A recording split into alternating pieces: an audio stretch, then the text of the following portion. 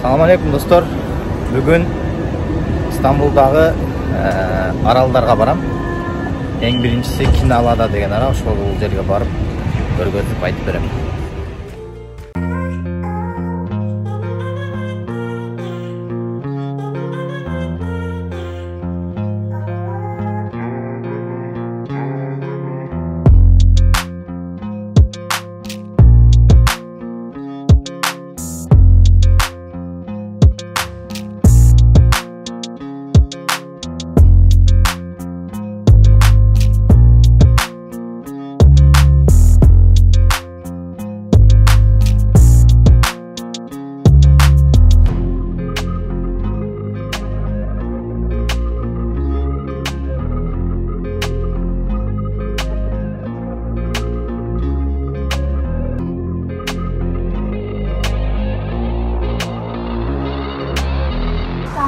Бул жерден кетет вапур, Кабаташ деген. Мен билгенден дагы башка Бостанжыдан кетет. Орта көй жак Бешикташтан кетеби, кетпей точно билбейм. Ал саат 2-де жылат экен, дагы жарым саат убакыт бар. Бул жерде болсо графиктери. Азыр мен 2-деги вапур менен кетем. Бул жак болсо ичи. Азыр эл көп экен. Вапурга баратам. Жөнөкөй Акбил Стамбул карт менен 10 лира болуш керек. Меникинде мондай студенческий болгон үчүн арзаныраак болот бир аз. Бүгүн воскресенье болгон үчүн эл дагы көп эмес. Стамбулда бүгүн эң акыркы карантиндин күнү буюрса, кийинки жумадан ачылат.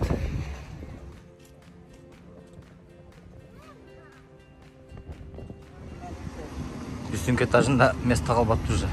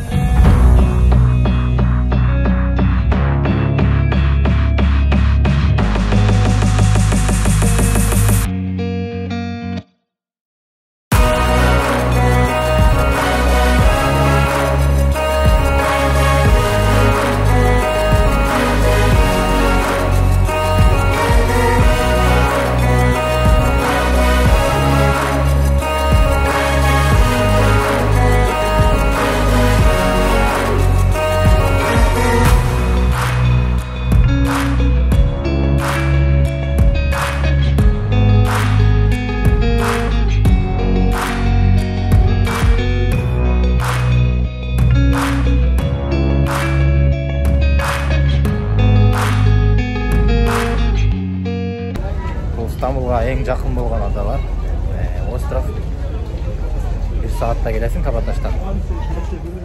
Эртең 1 iyundan başlap karantin bütöt buyursa. Kafeler dağıtlardan başlap dur açılganга. El daha көп. Бұл жақта дағы строго маска екен. Улам артыңан полис машинада жүреді. Маска так деп. Бұл аралдарда негізі жаңағындай машиналар жоқ. Бары электрокарлар мындай. Мындай. Бұл болса адаларға тұрғылады маршрут. Өткенде туристер менен келгенде бұл жақтан біз жерден балық екмек жедели. Соң келді. Келушілер болса ушул жерден жеп кетсеңер болады. Мына ушул жер мечиттин жанында. Балықтарды мынакей свежий пішіріп беришет экен.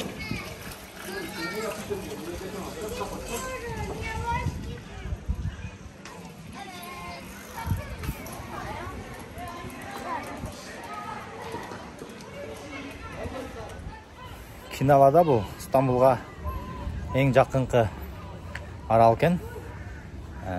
Европейский жағына 6,5 километр, Азия жағына болса 3,5 километр екен. Аябай биік. Азыр эме жаққа чыгып баратам мен. Бұл жақта бир чиркөө бар, армяндардын.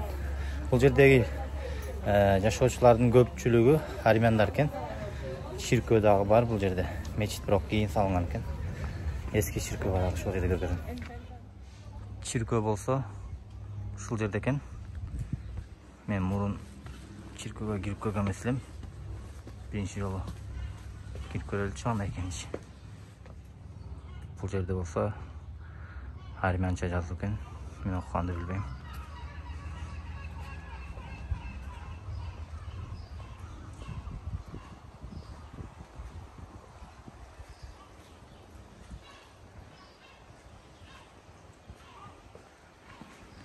Бұл жағында дағы жаңағындай кондор дейбі.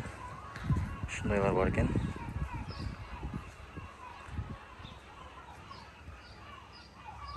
Бұл жақта болса мүрзе бар екен.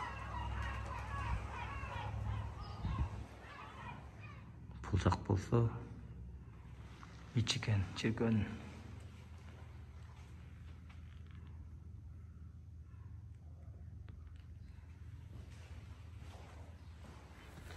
Аралда негизи 3 холм бар екен. Анын болсо эң жакыны бул жээке жакыны жанагы чиркөө турган жер экен, 93 метр. Азыр мен болсо эң бийик жагына чыгып баратам. Тешвикия деген холм экен, аты ушундай экен. Дагы бирөөсүнүн аты болсо Чинар деген экен. Ошол эң бийик жерине чыкканда Стамбул сонун болуп көрүнөт, азыр көргөзөм чыгып. Бул аралдын аталышы Кыналы ада. Мынтип айтылып калганын себеби жанагы бул жердин топурагы кызыл болот экен.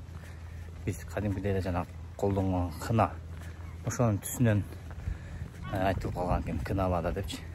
Мынакей бул жак болсо эң бийик жагынан көрүнүшү Стамбул, Пендик, Малтепе, Аташехир. Бул жак Азия, бул жагы Европа. Үйлері болса, ондай сон виллалар.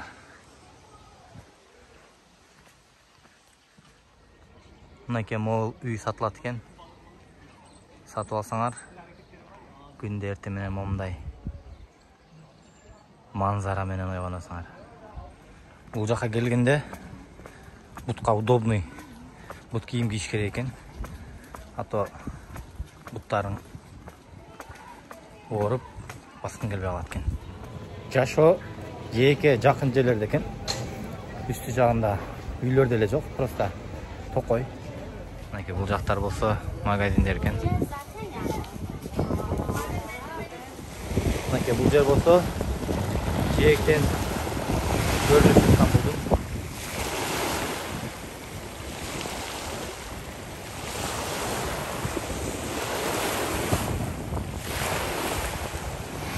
Негизи жайында былтыры унчалык кир эмес болчу суу, быйыл вообще мындай жээге аябай кир. Анан пляжы болсо мындай таш үскөл элестеткен болуп калган.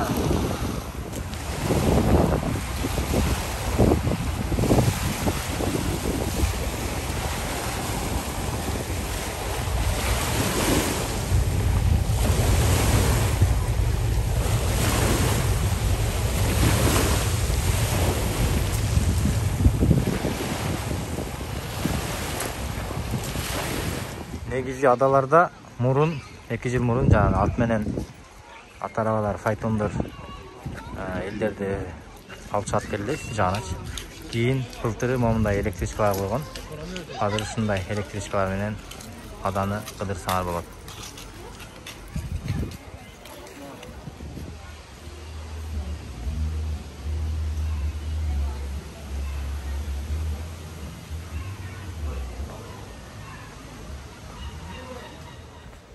Бул адаларга Византия империясы учурунда дагы, Осман империясы учурунда дагы азыркы тил менен айтканда оппозиционерлерди ушул жака сүргүн кайдайт экен эле. Ушул жакта кайсы бир белгилүү император ушул жерде каза болгон экен, ушул жерде деп айтылат экен да, эмеси дагы мүрзөсү, бирок кайсы жерде экен так белгисиз. Бул адалардан болсо жанагындай кызыл болгон сапаттуу качественный бир таш чыгат экен. Стамбулдун тегерентип Константинополь учурунда Стамбулду тегерентип жанагындай коргонуу максатында дубал курушкан. Ошол дубалдардын дагы таштары ушул жерден алынып кетилген экен. Азыр аркы башында чоң бир карьер бар. Ошол жерге баратам. Бул болсо Киналададан кийинки Бургазада деген арал, кийинкиси болсо Кейбелада, андан кийинки болсо эң чоң Büyük ada деп коет түркчө, эң чоң арал ошол. Мына ушул жерлерден казып алып кеткен экен таштарды, Стамбулдун дубалдарын тургузуш үчүн. Мына арт жагы дагы чоң карьер.